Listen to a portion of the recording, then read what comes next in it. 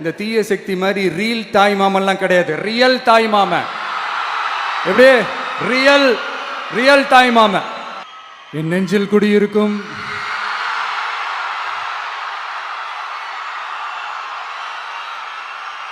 கரூர் சொந்தங்கள்,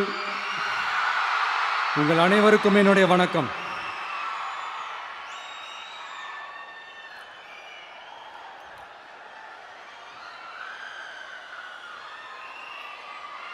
ஒரு மனுஷன் லைஃப்பில் எவ்வளோ பெரிய ஒரு உயரத்துக்கு போனாலும் மனசளவில் சில வலிகள், காயங்கள், அதை மறக்க முடியாது இல்லையா? எல்லார் லைஃப்லேயும் அப்படி தான், நமக்கும் அப்படி தான். நிறையா வலிகள், காயங்கள் எல்லாத்தையும் தாண்டி தான் வந்திருக்கிறோம். ஆனால் எல்லாத்தையும் விட ரொம்ப ஜாஸ்தியான அந்த வலியும் அந்த காயமும் எனக்கு அந்த கரூர் சம்பவம் தான்.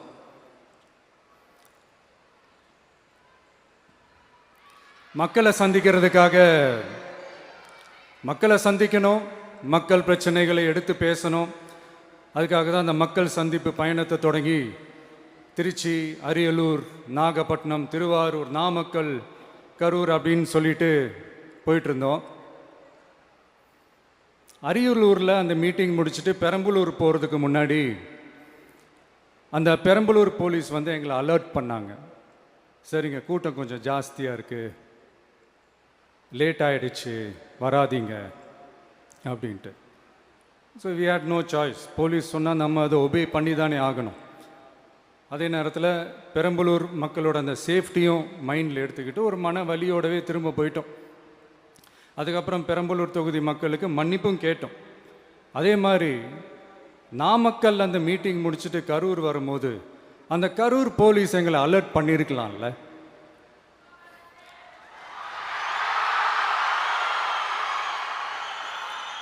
இல்லை சார், இங்கே எதிர்பார்த்ததை விட கொஞ்சம் கூட்டம் அதிகமாக இருக்குது, கண்ட்ரோல் பண்ண முடியல, வராதிங்க. அண்ட் போலீஸ் நினச்சா அவங்க அந்த மீட்டிங்கே கேன்சல் பண்ணலாம். ஏதோ தப்பாக இருக்குது, ஏதோ தப்பாக தோணுது அப்படின்னு நினச்சிட்டாலே they have all the rights to cancel the meeting. எங்ககிட்ட கேட்கணும்லாம் ஒன்றும் அவசியமே கிடையாது. ஆனால் அதையெல்லாம் எதுவுமே செய்யாமல் அந்த ஹைவேல இருந்து அந்த ஸ்பாட்டுக்கு போலீஸே எங்களை உள்ளே கூட்டிகிட்டு வந்து விட்டு அந்த நாடகம்லாம் இருக்குது பாருங்க.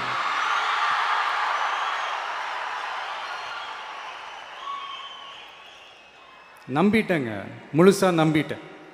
அன்றைக்கி இருந்த அந்த கரூர் போலீஸ் பேசும்போது தேங்க்ஸ்லாம் சொன்னேன் அவங்களுக்கு. எனக்கு தெரியாது இப்படி ஒரு நாடகம் நடக்கும். இதுக்கெல்லாம் யார் காரணம்? இதெல்லாம் யார் சொல்லி செஞ்சது? இப்படி பண்ணுங்க, அப்படி பண்ணுங்க, சப்போஸ் அப்படி நடந்தா இப்படி பண்ணுங்க, சப்போஸ் இப்படி நடந்தா இந்த மாதிரி இன்ஸ்ட்ரக்ஷன்ஸ்லாம் கொடுத்து அந்த ப்ரெஷர் போடுறது யார்?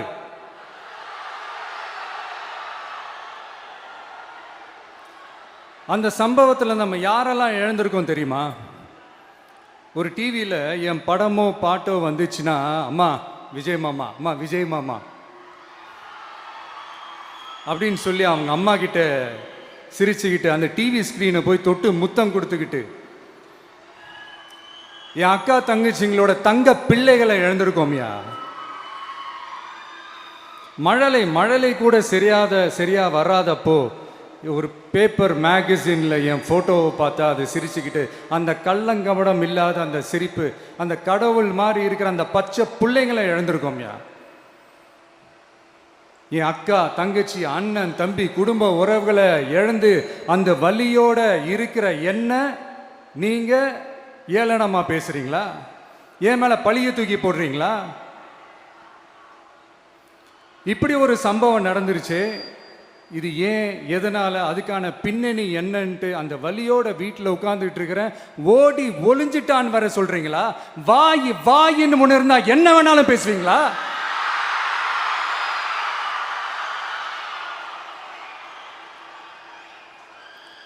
மக்களே, நான் உங்களையே கேட்குறேன், அன்னைக்கு அத்தனை க்ரௌடு இருந்துச்சு, அந்த க்ரௌடுக்கு தகுந்த மாதிரி போலீஸ் பாதுகாப்பு கொடுத்தாங்களா? இந்த இடத்தை எடுத்துக்க சொல்லி நாங்க தான் சொன்னோம்னு ஒரு போலீஸ் ஆபீசர் பேட்டி கொடுக்கிறாரு. அதுக்கு என்ன அர்த்தம்?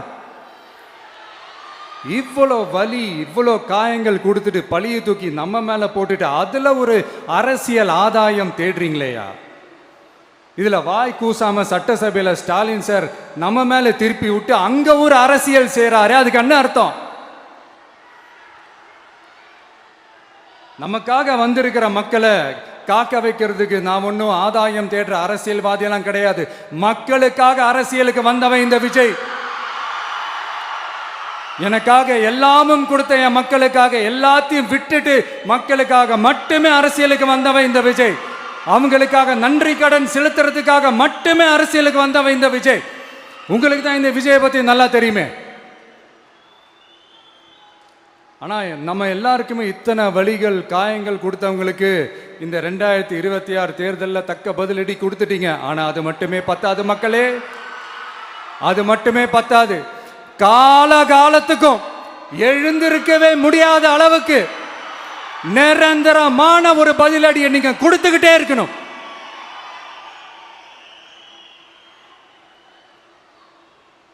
இப்படிலாம் பண்ணா நான் மக்களை விட்டு ஓடிடுவேன் நினைப்பா? யார் என்ன ஓடினாலும் நான் மக்களை விட்டு எல்லாம் ஓட மாட்டேன். அன்னைக்கும் சொன்னேன், இன்னைக்கும் சொல்றேன், நாளைக்கும் சொல்றேன், தில்லா சொல்லுவேன், கெத்தா சொல்லுவேன்.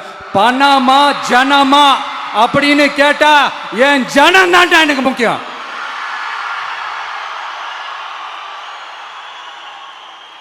மக்களே, உங்களை விட எனக்கு இந்த காசு பணம் முக்கியமா என்ன? இவ்வளோ குறைகள் நம்ம மேல சொல்றாங்களே, இப்ப நான் சொன்ன மாதிரி அவங்களால ஓப்பனா சொல்ல முடியுமா? அந்த தில்லு இருக்கா, திராணி இருக்கா? ஒரு கிடையாது. ஆனா நம்ம மக்கள் அமைச்சு கொடுத்த நம்ம அரச குறைகள் மட்டும் டிசைனா மாடல் மாடலா குறைகள் மட்டும் சொல்லுவாங்க. ஒவ்வொரு டிபார்ட்மெண்ட்லயும் அந்த பார்ட்டி ஃபண்ட், அந்த கட்சி நிதின்ற பேர்ல அடிக்கிற கொள்ளையெல்லாம் இந்த தீய சக்தியா இருக்கட்டும், தீந்து போன சக்தியா இருக்கட்டும், ரெண்டு பேரும் மாறி மாறி இதே தான் செஞ்சிட்டு இருக்கிறாங்க. இதுல ஒரு ஹைலைட் காமெடி என்னன்னா, சட்டசபையில் பேசும்போது பார்ட்டி ஃபண்டுன்னு தான் சொன்னேன். அது எந்த பார்ட்டி, என்ன ஃபண்டு, யாரு, என்ன பேரு எதுவுமே சொல்ல. பார்ட்டி ஃபண்டுன்னு சொன்னவனை எடுத்தாங்க பாருங்க ஒரு ஓட்டம். எனக்கே ஃபர்ஸ்ட் புரியல, ஏன்பா ஓடுறாங்க? அப்படி என்ன நம்ம சொல்லிவிட்டோம்? அதான் அந்த குற்றம் உள்ள நெஞ்சுக்கு தான் குறுகுறேங்கும். இது எப்படி இருக்கு தெரியுமா? எங்க அப்பா பீரோக்குள்ள இல்ல, எங்க அப்பா பீரோக்குள்ள இல்ல அப்படின்னு சொல்ற மாதிரி. ஐயோ, ஏன் கேட்குறீங்க? இவங்களோட செம்ம கூத்தா இருக்குங்க, செம்ம ஃபன்னா இருக்கு. சென்னையில் ஒரு பாலம் கட்டுறதுக்காக நார்மலாக ஆகிற செலவை விட அதிக செலவில், கிட்டத்தட்ட டபுள் மடங்கு செலவில் ஒரு டெண்டர் ஒன்று விட்டுருக்குறாங்க. அதையெல்லாம் தோண்டி எடுத்து அதெல்லாம் இப்போது கண்டுபிடிச்சி கேன்சல் பண்ணியிருக்கிறோம். இன்னும் எத்தனை கோடி ஊழல், எத்தனை லட்சம் கூடல் தோண்ட தோண்ட வருமோ எங்களுக்கே தெரில. ஒவ்வொரு முகமுடியாக கிழியுது. ஐயோ, இந்த விஜய் ஒவ்வொரு கதையாக எடுத்து வெளியில் விட்டுருவான் போலேன்ட்டு திரும்புகிற பக்கம்லாம் கதறல் கதறல் கதறல். காதலேருந்து ரத்தம் வராத குறை. ஆமாம், இப்படி ஊழல்லே ஊறி போனவங்க இப்படி தான் இருப்பாங்க. இந்த 50-55 நாட்களில் அங்கே செஞ்ச சில விஷயங்கள்லாம் சட்டசபையிலே எடுத்து சொன்னேன். பட் இங்கே ஒரு சில விஷயங்கள் சொல்லணும்னு நினைக்கிறேன். இந்த மின்சாரத்துறையில் இதுக்கு முன்னாடி போட முடியாமல் இருந்த அந்த பதவி உயர்வை இப்போ தான் எங்களால் போட முடிஞ்சுது. அதுக்காக ஒரு அக்கா அழுதுகிட்டே ஒரு நன்றி சொன்னாங்களே, அதெல்லாம் அவங்க கண்ணில் படாது அந்த வீடியோலாம், குறை சொல்கிறவங்களுக்கு. அடுத்து லஞ்சம்லாம் ஒழிக்க முடியாது, ஊழல்லாம் ஒழிக்க முடியாது, அதெல்லாம் பிளட்டிலேயே ஊறி போய் இருக்கு அப்படின்னு சொன்னவங்க போய் ஒவ்வொரு கவர்மெண்ட் ஆஃபீஸாக பாருங்க. ஒரு பைசா லஞ்சம் இல்லை, ஒரு பைசா ஊழல் இல்லை. வேலையெல்லாம் சும்மா டக்கு டக்கு டக்குன்னு நடக்குது. ஒரு பெரியவர் ஒருத்தர் சொல்றாரு, தம்பி வேலையெல்லாம் நடக்குது, ஆனால் அதையும் தாண்டி எங்களுக்கு மரியாதை கொடுக்குறாங்க தம்பி, உட்கார வச்சுலாம் பேசுறாங்க. இதெல்லாம் இதுக்கு முன்னாடி நடந்ததே இல்லை. அவனை போய் பாரு, இவனை போய் பாரு, இந்த ஆஃபீஸரை போய் பாருன்னு சொல்லி அலைய விடுவாங்க. இப்போ லஞ்சம் இல்லை, ஊழல் இல்லை, வேலையெல்லாம் உடனே நடக்குது. மக்கள் அப்படி ஒரு பெருமூச்சு ஒன்று விடுறாங்க. அதை பார்த்து நமக்கு அப்படி ஒரு ஹாப்பினஸ். இதுக்கு மேல என்ன வேணும்? ஏன் இதெல்லாம் பண்ண முடியாது? மனசுன்னு ஒண்ணு இருந்தா பண்ணலாம். இப்ப பண்ணல. அதே மாதிரி இந்த எல்என்டி நிறுவனத்தோட 18,600 crore 3 திட்டங்கள் அந்த ஒப்பந்தம் அந்த கையெழுத்து போட்டிருக்கிறோம். கிட்டத்தட்ட 8,200 பேருக்கு வேலை வாய்ப்பு. நான் சொல்றது அந்த 3 மாவட்டத்தை சேர்ந்தவங்களுக்கே அவ்வளோ வேலை வாய்ப்பு. குறுவை சாகுபடிக்காக 134 கோடியில் அந்த சிறப்பு தொகுப்பு திட்டம் அறிவிச்சிருக்கிறோம் நம்ம விவசாயிகளுக்காக. இப்போவும் சொல்கிறேன், நம்ம விவசாய பெருமக்களே, உங்களோட இந்த அரசு கூடவே நிற்கும். பெண்கள் பாதுகாப்புக்காக சிங்கப்பெண் அதிரடி படை, அது உங்களுக்கு நல்லா முன்னாடியே தெரியும். வரப்போகிற அறிஞர் அண்ணா அவர்களுடைய பிறந்த நாளில் உங்கள் அண்ணனுடைய அரசில் தாய் மாமன் தங்க மோதிர திட்டம் அறிவிக்கப்படும். இதெல்லாம் கேட்டாங்களே, வாக்குறுதி கொடுத்தீங்களே, என்னாச்சு என்னாச்சுன்னு. இந்த தீய சக்தி மாதிரி ரியல் தாய் மாமன்லாம் கிடையாது, ரியல் தாய் மாமன். எப்படி? ரியல் தாய் மாமன்.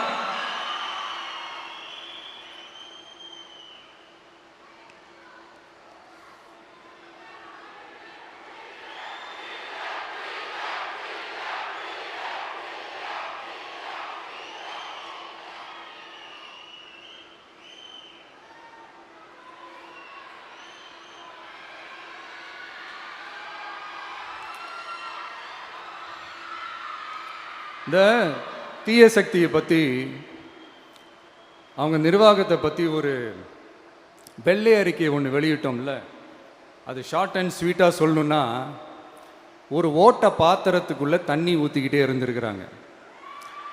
பாத்திரம் எம்டியாகவே இருந்திருக்கு, ஆனால் ஊற்றின தண்ணி தான் எங்கே போச்சுன்னு தெரில. கடவுளுக்கு தான் வெளிச்சம். அது மாதிரி இப்போ நம்ம சொன்னதெல்லாம் சும்மா ஒரு சாம்பிள் தான்.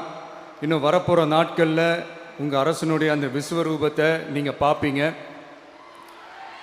அடுத்து வாயத்துறங்க சிஎம். அடாடா, உங்கள் சிஎம் நெஞ்சிலேயே குத்திட்டு வந்தீங்க பாருங்க, அதெல்லாம் வேற லெவல். பேசுங்கன்றீங்க, பேசுனா எந்திரிச்சு ஓடிடுறீங்க. இனிமேல் பேச ஆரம்பிக்கிறதுக்கு முன்னாடி என்ன பண்ணணும் அப்படின்னா, ஒரு நண்பர் ஒருத்தர் சொன்னார், மாண்புமிகு பேரவைத் தலைவர் அவர்களே, எல்லா டோரையும் இழுத்து லாக் பண்ணுங்க அப்படின்னு சொல்லிட்டு தான் பேச ஆரம்பிக்கணும் போல் இருக்கு. ஏன்னா பேசிட்டு இருக்கும் போது எந்திரிச்சு ஓடிடுறாங்க. 5 நிமிஷம் பேசினதுக்கே குளத்தூரில் கொத்து பரோட்டா போட்டாங்க. இதுக்கு மேலே பேசினா மொத்தமாக முடிஞ்சிடும், பார்த்துக்கங்க. நாம் அரசியல் பேசினா விஜயெல்லாம் அரசியல் பேசலாமா அப்படிங்கிறது. சரிப்பா, நமக்கு எதுக்கு வம்பு, நம்ம பாட்டுக்கு நம்ம வேலையை பார்ப்போம், எதுக்கு அவங்கள பற்றி பேசிக்கிட்டு அப்படின்னு இருந்தால் விஜய்க்கு அரசியலே பேச தெரில அப்படிங்கிறது. இப்படியே மாறி மாறி மேகதாது அணையை பற்றி என்ன தெரியும், விஜயம் அதை பற்றி பேசலை. இப்படி நம்ம அரசியலுக்கு வந்ததுலேருந்தே ஒரு கூட்டம் குறை மேலே குறையா சொல்லிக்கிட்டு, பாட்டுக்கு பாட்டு கச்சேரி எங்களுக்கும் பண்ண தெரியும், பண்ணலாமா? இந்த மேகதாது அணை சம்பந்தமான அந்த வழக்கில் தமிழ்நாட்டோட பெட்டிஷனை சுப்ரீம் கோர்ட் எப்போ ரிஜெக்ட் பண்ணுச்சு? அப்போ யார் ஆட்சியில் இருந்தா? ஏன் ஒழுங்காக வாதாடல? நீங்கள் ஒழுங்காக வாதாடி இருந்தீங்கன்னா அதை ரிஜெக்ட் பண்ணியிருக்க மாட்டாங்கல்ல. ஏன் ஸ்டாலின் சார் வேணும்னே விட்டுட்டாரா? ஏன் இப்படிலாம் கேள்வி கேட்கலாமா? இப்படிலாம் கேள்வி கேட்டால் தான் மேகதாது அணையை பற்றி பேசுனதா அர்த்தமா? ஏன் அந்த ஸ்டேட்டு சிஎம் பேசுகிறாரு, நீங்கள் ஏன் பேசலை அப்படின்னா, நம்ம ஸ்டேட்டோட உரிமையை எங்கே நிலைநிறுத்தணுமோ அதுக்காக வேலை பார்க்குறது மட்டும்தான் முக்கியம். சும்மா சவால் விட்டுக்கிட்டு சீண்டி பார், நான் யார் தெரியுமா, தொட்டு பார், இப்படிலாம் பேசிக்கிட்டு இருந்தால் வேலைக்கு ஆகாது. சும்மா பேசி பேசி பிரச்சனையை வளர்த்துக்கிட்டு யார் மேலே அது பழியை தூக்கி போட்டுட்டு அப்புறம் மக்களை அம்போன்னு தெருவில் விட்டுட்டு இப்படி தான் ஒரு அரசியல் பண்ணணும்னா அந்த அரசியல் நமக்கு தேவையும் இல்லை, அது நம்ம செய்யவும் போகிறதில்ல. Talk less work more mode தான், அதுதான் நம்ம பாலிசியே. அதனால தான் சட்டசபையில் அந்த அரசினர் தீர்மானம்னு சொல்லி ஒன்று கொண்டு வந்தோம். அது எப்படி டு டேக் இட் ஃபார்வர்ட், எப்படி கொண்டு போகணுமோ அதை சரியாக செய்வோம். சென்ட்ரல் கவர்மெண்ட்லேருந்து அந்த டீலிமிட்டேஷனை திரும்ப கொண்டு வர போகிறதா ஒரு பேச்சு ஒன்று அடிப்படுது. யார் என்ன டீலிமிட்டேஷன் கொண்டு வந்தாலும் தமிழ்நாடு அது ஒத்துக்காது. நமக்கான இடத்தை யாரும் பறிக்கவும் முடியாது, அது பறிக்கவும் விட மாட்டோம். இப்படி நாம் இருக்கும் போது இந்த தீய சக்தி திமுக எங்கே போய் நிற்குது? யார் கதவை தட்டிக்கிட்டு நிற்குது? அது உங்களுக்கே நல்லா தெரியும். மக்களே, இந்த தீய சக்தியும் தீந்து போன சக்தியும் வேற வேறலாம் இல்லை, கூட்டு களவாணிங்க. சொல்ல முடியுமா அவங்களால? எங்களுக்குள்ள ஒட்டும் இல்லை, உறவும் இல்லை, அறிவிக்க முடியுமா, நிரூபிக்க முடியுமா? இந்த வரப்போகிற இடைத்தேர்தலில் அதை நிரூபித்து காட்டுங்க, அப்புறமா பேசுங்க. மக்களை, என் மனசை விட்டு கரூர் எப்பவும் நீங்கவே நீங்காது. நமக்கு ஏற்பட்ட வேதனையான சம்பவத்தை, நமக்கு எதிராக நடந்த சதிய சூழ்ச்சியை இனி வர்ற ஜென்ரேஷனும் அவங்களுக்கு தெரியப்படுத்தணும்ல. அதுக்காகவே இனி ஒரு அரசியல் சதிய, அரசியல் சூழ்ச்சிய யாரும் யோசிக்கவே கூடாதுன்றதுக்காகவே கரூர்ல ஒரு நினைவு சின்னத்தை நம்ம டிவிகே சார்பா அமைக்கப்படும் அப்படின்றத அறிவிக்கிறோம். அப்புறம் கரூர்ல இருந்து ஒட்டுமொத்த தமிழ்நாட்டு மக்களுக்கும் சொல்றேன், உங்க டிவிகே அரசு உங்களுக்காகத்தான் உழைக்கும். அடிப்படை வசதிகளை முதல்ல நிறைவேற்றணும். ஒரு பக்கம் நிதி நிலைமையை சரி செஞ்சுக்கிட்டே, இன்னொரு பக்கம் அப்படியே நாம் சொன்னதில் ப்ரையாரிட்டி பார்த்து ஒவ்வொன்றா படிப்படியாக நிறைவேற்ற ட்ரை பண்ணுவோம். இது எப்பவும் உங்களுக்கான அரசாக தான் இருக்கும். இந்த விஜய் உங்கள் விஜயாக தான் இருப்பான். நீங்கள் உரிமையோட உங்கள் கவர்மெண்ட்டை நீங்கள் அணுகலாம். இந்த தீயசக்தி ஆட்சி முடிஞ்சு பொட்டிக்குள்ளே போனதுலேருந்து என்னென்னமோ பண்ணுறாங்க, இது ஏதோ பேசுகிறாங்க, சோஃபாங்கிறாங்க, வாஷிங் மிஷினுங்கிறாங்க. இந்த அரசியல் வியாபாரம் பண்ணுறதுக்கான அந்த வெண்டிங் மெஷினே அவங்க தான். யார்? இந்த திமுக. இதில் நம்மளை பார்த்து வாஷிங் மிஷினுங்கிறாங்க. எலெக்ஷனில் ஓட்டுக்கு காசு கொடுக்குற அந்த கலாச்சாரத்தையே, அந்த கல்ச்சரை அடித்து நொறுக்கி இருக்கிறோம். எலெக்ஷன்லேயே அப்படி வேலை பார்த்தோம் நாம. நமக்கு எதுக்கு இந்த குதிரை, கழுதை, ஒட்டக பேரெல்லாம்? மக்களின் பக்கம். அப்படி இருக்கும்போது நமக்கு எதுக்கு இந்த பேரெல்லாம்? இந்த திருட்டு திமுக ஆட்சியை வச்சுக்கிட்டு ஊரடிச்சு ஒலையில போட்டு இந்த கொள்ளையை அடிச்சதுனால தான் உங்க கரூர் கம்பெனி ஓனர் ஒருத்தர் எங்க எங்க இருக்காருன்னே தெரியாம ஓடு ஓடு ஓடு ஓடு ஓடு ஓடு ஓடு ஓடு வராம் பாரு வேட்டக்காரன் ஓடினே இருக்கிறாரு. இன்னொருத்தர் ஃபாரின்ல போய் ஒளிஞ்சுக்கிட்டார். ஃபாரின் ஸ்டாலின் சார் நினைச்சிட போறீங்க, அவர் இல்லை. எனக்கு எப்பவுமே ஸ்டாலின் சார் மேல ஒரு தனி பாசம் ஒன்று உண்டு. அவர் கிடையாது, இவர் வேற. சிங்கப்பூருக்கு செக்கப்புக்கு போனார்ல அவரு. இன்னும் தோண்ட தோண்ட எத்தனை பேர் மாட்ட போறாங்களோ தெரியல. உங்ககிட்ட யாராவது லஞ்சம் ஏதாவது கேட்டாங்கன்னா கொடுக்க முடியாது சொல்லுங்க, நான் இருக்கேன் உங்களோட. அப்படியே யாராவது ஃபோர்ஸ் பண்ணாங்கன்னா, இது எங்க மகன், எங்க புள்ள, எங்க அண்ணன், எங்க தம்பி, எங்க விஜய், எங்க விஜயோட ஆட்சின்னு ஸ்ட்ராங்கா சொல்லுங்க. மக்களை, நீங்க கூட இருக்கும் போது லஞ்ச ஊழல் மட்டும் இல்லை, அதிகாரத்தை வச்சு ஆட்டம் போடுற யாரா இருந்தாலும் அடங்கிடுவாங்க. இந்த கடமை, கண்ணியம், கட்டுப்பாடுன்ட்டு ஒரு காலத்தில் கொள்கையோடு இருந்த கட்சியெல்லாம் இன்னைக்கு எப்படி இருக்கான்னு உங்களுக்கே தெரியும்.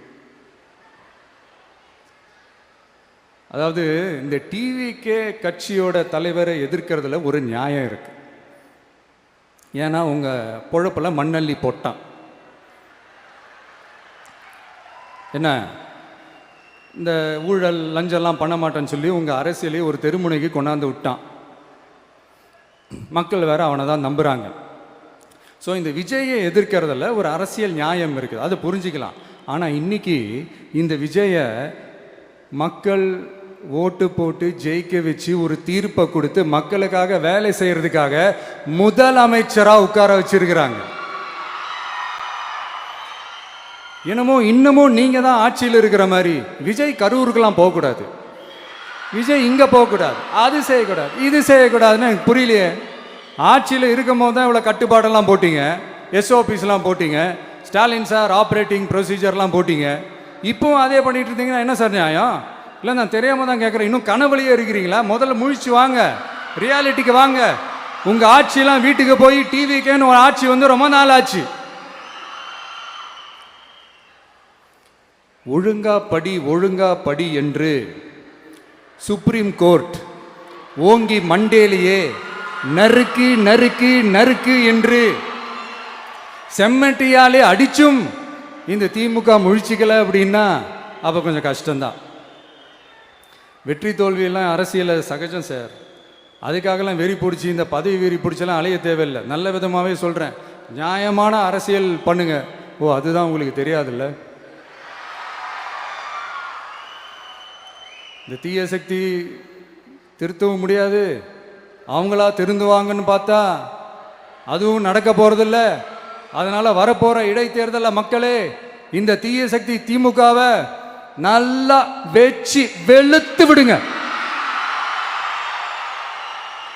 கான்ஃபிடண்டா இருங்க மக்களே, நல்லதே நடக்கும், வெற்றி நிச்சயம்.